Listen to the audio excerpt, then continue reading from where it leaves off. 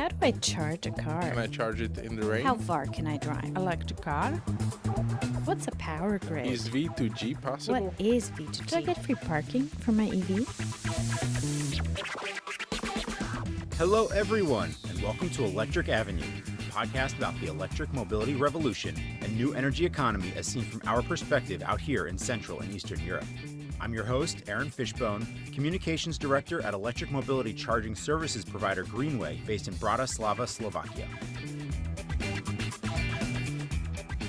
In today's episode, it's all about energy. It's been a dirty, coal-hungry business for a long time, but the climate crisis is very real. Do the largest European energy generators feel the need to decarbonize? If so, how? And what do they think about electric vehicles? Are they upstarts or opportunities? We'll cover all this and more with some leading experts in this episode. So buckle up, get into echo mode, and enjoy the ride.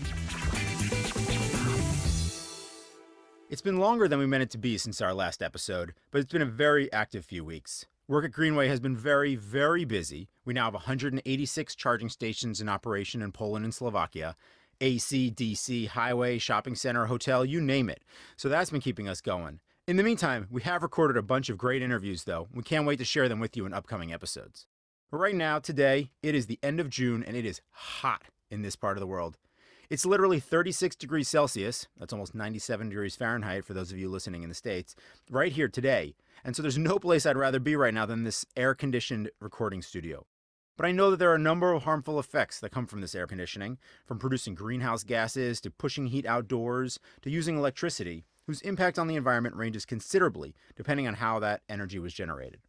And this is a topic that I carry in the back of my mind all the time, because now working in the electric vehicle space, we get this question a lot. I mean, who in our business hasn't heard some version of this point? Where does the electricity come from? If the energy used to generate it isn't clean, then EVs aren't any better for the environment than gas-powered cars. Okay, on the one hand, it's a very valid point. Where the energy comes from matters a lot, and if the energy comes from, say, coal, it'll still be very polluting, especially where it's burned. And the overall transition to a cleaner future requires that we electrify as many segments as possible and increasingly generate that electricity from carbon-free sources. On the other hand, though, this is a line of argument that is often used to discredit electric vehicles overall and distract attention away from the environmental benefits that they do bring. And one of those benefits, most importantly, is the ability to be powered by increasingly clean fuel. So is the energy mix actually becoming carbon-free? And if so, how? And where is that happening? Electric industry is going through the radical transformation these days. To go deeper on this question, and many others actually, Electric Avenue went to Florence, Italy, to attend the Eurelectric Power Summit, the annual conference of Europe's electricity generators, and find the answers directly from the CEOs of Europe's leading energy producers. For those of you who don't know, Eurelectric is the Brussels-based industry association for the European electricity industry. They produce a lot of great information related to electricity generation and grid operations and other related topics. Eurelectric also represents the sector in public affairs, especially regarding EU policymaking. Really importantly, Eurelectric lists carbon neutrality as a priority of the sector, which, if you think about it, is huge. We've had reps from the Eurelectric on this podcast before, but for the first time, we're going to go to their shindig. Spoiler alert, we were very impressed with what we heard. But don't take it from me. Here's the CEO of one of Europe's largest energy generators, Vattenfall from Sweden. Vattenfall operates in 5 countries and serves almost 700,000 electricity customers and over 2 million heat customers. For most of its history, Vattenfall has produced energy from lignite and hard coal, which is very plentiful in the region, but it produces upward of 80 million tons of CO2 a year. But all that is changing, as you'll hear in a moment. Yeah, fossil-free living. Fossil-free living, sorry. Yeah, true. No, it's just a way of expressing ourselves. No, that's important. Yeah. Vattenfall CEO Magnus Hall has also recently just become the new president of Eurelectric, making him one of the most influential men in energy in Europe today. And now, he's talking with one of the most influential little podcasts in energy and mobility, if we don't say so ourselves. We caught up with him right after he took the helm of Eurelectric. You have a commitment to fossil-free living within one generation. Please explain how that's going to happen. Well, first of all, let me explain why we talk about the generation, because it's when the kids who are born today get their kids, and we really think it's a question about the next generation and the commitment to the next generation. We don't want them to worry about that. But if we look at ourselves, we do it along several lines. One line is to make sure that we become fossil-free in our own energy production. And we have a lot of heat today, which is mainly based on coal and gas, which we have to find a replacement for. That is a big challenge, and we're working on electrification, we're working on third-party sources, more waste incineration, and lots of different things that we're trying then over time to replace the fossil base on. But then we're also working in electrification of transportation. Two lines, you can say. One is to create charging infrastructure for the regular e-mobility, the regular cars. But then we're also working on for the truck side. We have an e-road, we call it, where you can actually take electricity out of the road and you can charge at the same time. We believe that for lorries it might look different, that you want to charge while you're driving in certain points, at least long distances. Technically, how does that happen? Well, it happens that in this one, you can have an overhead line like a train, or you can have this one. It's actually putting receiver, or whatever you call it, down into a trail underground, and then it receives its electricity and it can run. Okay. It's flexible, but it runs with the lorry. And so then you can charge. Line, really it's like an electrical rail in the ground, and of course, fully protected from people not coming in there. So that is one. And then, of course, we are doing a lot in industry, because we traditionally, Vattenfall has good cooperation with the industry, mainly in Sweden. And I can say also the reason why this has come up as a big thing for us is also that the Swedish energy system doesn't emit any CO2. But we still have a CO2 issue in Sweden. And then we looked into how can we participate in solving those issues, not in our own backyard, but delivering it to our customers. And there we have, for instance, now we're preparing fossil-free steel together with a mining company and a steel company, I think is well known.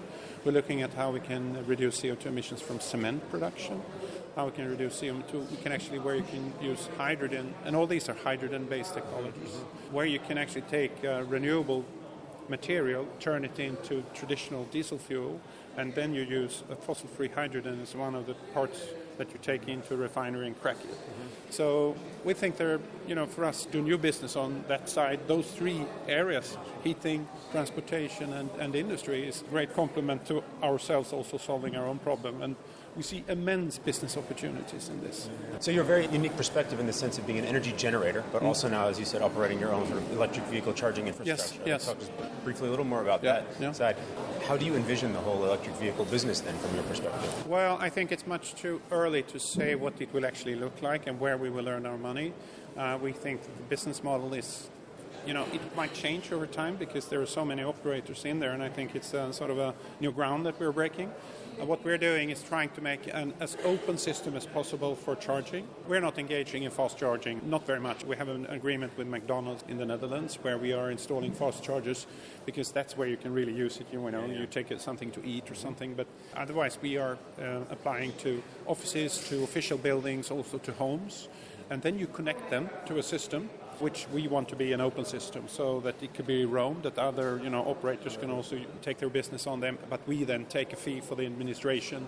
That's how we see ourselves, as a charge point. I don't know, call it operator. I'm not 100, you can call it differently. But what is the end game of this? We know it's going to happen. We know it's also going to be connection to our customers, of course. On the retail side, we want to make that connection. It's a little bit now a trial and error and see to where it really goes. But we are continuing to invest because we do believe that around the corner, this is a business where we want to be part of as it looks. And my last question is about, you have all of these electric vehicles, whether it's just in Sweden or whether it's European-wide or even worldwide, which are now going to have batteries in them. Yes. And a lot of the capacity of these batteries is 70 kilowatt hours, something like that. And underutilized. Yes, for most absolutely. people most days. And so there is this very, very large amount of distributed energy storage. Yep. Is that an opportunity? Is it a problem? No, I think it's a huge opportunity. I think, that's probably one of the charging or batteries that you have on scale, because people really pay for them for another purpose than storage purpose as such. I think they can become a real interesting issue in balancing the system, helping you, and we can use that. We can become an aggregator of lots of different batteries. You can sell that service to the market, and you will offer an opportunity for your customers then to be participating in that. The issue is that we have to get car manufacturers on board, because they how do you, actually wear and tear on the battery if you do this? You have to make standards about how you communicate and that you can take it off. We are working on this vehicle-to-grid thing as well, of course. But we see it as a natural development. And you can see also when you talk to some of the car makers that they suddenly realize, we're really becoming part of the energy system, not only delivering a service of the car and transportation. We're really doing something else. And there you also see other companies making looking into this from new angles than before. So let's see where it goes, but I think it's a very good development that we see ahead of us. Thank you very much. Yeah. That was Magnus Hall speaking to me in Florence at the Conference of European Electricity Producers. There were some staggering statements made in that interview if you think about it, not the least of which was that a leading energy CEO is talking openly about the need to go fossil-free, which frankly is not something you would have heard a few years ago, and it represents a sea change in the industry, and a very positive one. And also talking openly about getting into the electrical vehicle business. So, one thing that's so fascinating about electric vehicles in this space is that they seem to be bringing together a number of otherwise distinct industries. Automotive, energy, both generation and infrastructure, and digital companies. Each of these industries is distinct, but they are finding themselves overlapping and working together more and more, especially as it comes to electric vehicles. So we've just heard an energy CEO talking about electric vehicles. Now let's go find an electric vehicle world CEO to hear his take.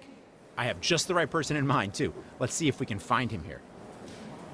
Today, we're going to be sharing our perspective from Florence, Italy, and I'm here with co-host Peter Badik at Eurelectric Summit. Hi, Peter. Hi, Aaron. Hi. So we've been in panels, roundtables, and other discussions all day long. What are you thinking after today?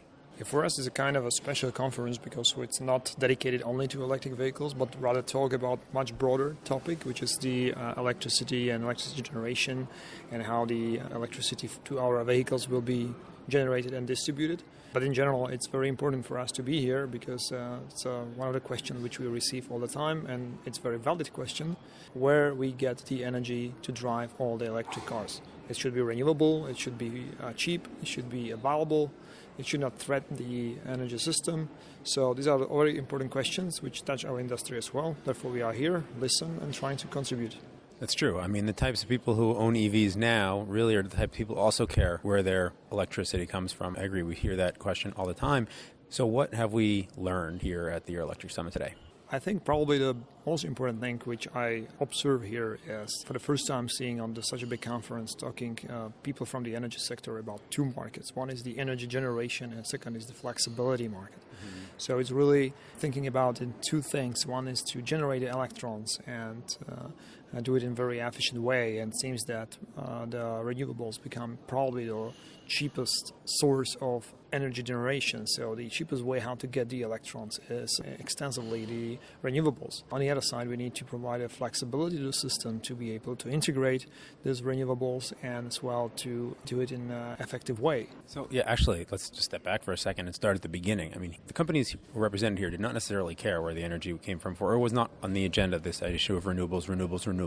And the morning started off with one of the loudest declarations from multiple speakers, the heads of some of the largest utilities in Europe, talking about we will deliver on fossil fuel-free energy by 2035, 2040, 2050. It was a powerful statement at the opening. Yes, it is, and I think it's driven by two things. One is the regulation and just their responsibility to make the world cleaner, and I think everybody understands now much more what the climate change means and how important it is to fight against it. But there is another aspect of it, and that I think these big companies understand already. It could be a business, and that's very important to understand, especially in our part of Europe, in Central and Eastern Europe. So we need to do a mind shift by regulators, by big major managers in utility companies. This is extreme opportunity for us. Yeah, some of the speakers, the head of Vattenfall, the head of Vestas, the head of Enel, these are not small players in the industries, and they're talking about somewhere between 20 to 40% of the energy that is coming from renewables in either the countries that they operate in or even from their own mixes. Integrate renewables is becoming very, very cost competitive, and for them it might even be the more efficient thing to do in the not too distant future, and they're really moving forward in that direction. Whereas you made a comment to me earlier today that in Central Eastern Europe these are still considered alternative fuels, and for a lot of the majors here they're not considered alternative fuels anymore at all. Yeah, exactly. This is not an alternative. This is a mainstream. This is probably the main outcome of all these conferences in recent years. Another angle is that the energy conference is still much more about the consumers. So it was not only about those who produce and distribute, but as well how we are going to integrate the consumers, among them as well the EV users. And this is going to be extremely important customers, either on the side of the one single owner and have an electric vehicle somewhere in a garage, but for example as well from the perspective of companies like Greenway, who integrate the public infrastructure and connect many electric vehicles at once. So the industry is seeing that they need to have a 360-degree view on it. So it's not only about generation and we don't care how the consumers will behave, but now it's really one ecosystem. It's much more complex than we're used to. It's much more similar to what we know from the IT and internet when everything is connected together. And this is definitely the challenge for such an industry like energy, with a very long innovation cycle. This was mentioned here as well, that we in the energy sector needs to innovate much faster. But this is definitely where the world is going. Much more complicated world, much more connected, but much more efficient, much more green, and in a way of decarbonization. There was a lot discussed today. Is there anything else you want to mention? One interesting thing I saw was that how the energy companies need to change internally to face these challenges. And interesting comparison was how they need to behave differently on different stages of S-curve of development of the product, because they are running the very traditional products, which and they have legacy infrastructure that they have to work with. Which we need to do very efficiently to try to find cost savings. On the other side, they need to face all these new challenges which require investment into the innovations, which require, for example, investment in something which is not paying back immediately. It's much more risky, and it might be still experimental. They might not know the results. Exactly. It actually requires quite a lot of internal change in these organizations, which we're not used to do these things, but they have to now. So I can believe that as well the companies acting in Central and Eastern Europe, where we are present, will see this and will adopt the approach, because we cannot fall behind just because the things which we said. This is a trend. This is a way how to make the energy system more efficient, cheaper at the end for the customers. And we know how complicated it would be if the Central and Eastern Europe, for example, end up with a higher cost of the energy, with how it could impact our industry, our competitiveness. So we believe that the energy companies in Central and Eastern Europe will be able to follow this change. I'm just not happy seeing that there are not so many of them here on this conference.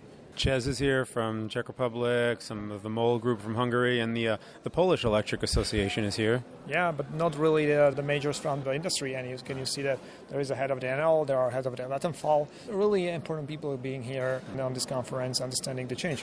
Well, fortunately, you're here. I'm here. You can be humble about your role in making that change in Slovakia. We'll pass the message at least. Yeah.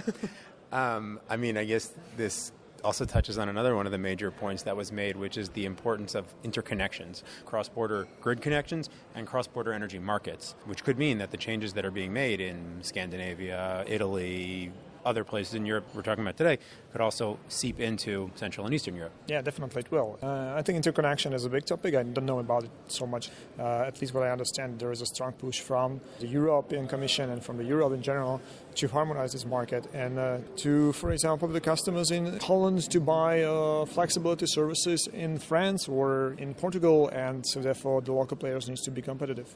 Back to that S-curve just quickly, because then there was a whole discussion about also attracting talent to work in these sectors, and suddenly these traditional energy utilities are trying to compete with the savviest tech companies with all the beanbag chairs and foosball tables for this IT talent, which is just incredibly scarce. Yes, it is. And there's a change of, I think, mentality and even company culture, which is equally important to make a really effective change. So it's not only about how we look on the cables and how we do the hard work, but how we as well change the mentality and innovation in a company.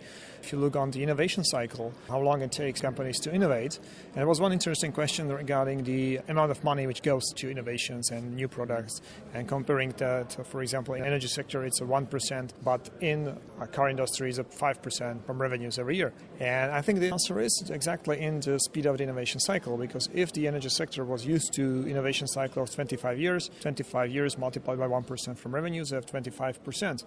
But they need to spend the same 25%, but in a much shorter period of time. And this requires a change. Yeah, no, very much. I mean, the head of NLX, when he was speaking during his panel, he even said they basically created NLX because they needed to create a separate entity to be innovative and different so that innovation was not crushed by the parent company, NL, which, is funny. It's exactly the innovator's dilemma in that classic book. Yes, it is. All right, the 2019 Eurelectric Power Summit. Signing off. Goodbye. So this is where the energy world is going. Much more connected, much lower carbon, and much more complex. It also means many more opportunities across previously distinct industries. We weren't the only ones who saw a big role for electric vehicles in the future electricity system. Actually, it was very revealing how many panels they had about electric vehicles, bundled services, and consumer centrism. Truly, the days of the utility generating electricity from whatever source it wants and selling it to nameless consumers who just accept it as is are over. There are now many, many more players in the energy ecosystem who need to be taken into account, and utilities will soon be selling services, not just kilowatts.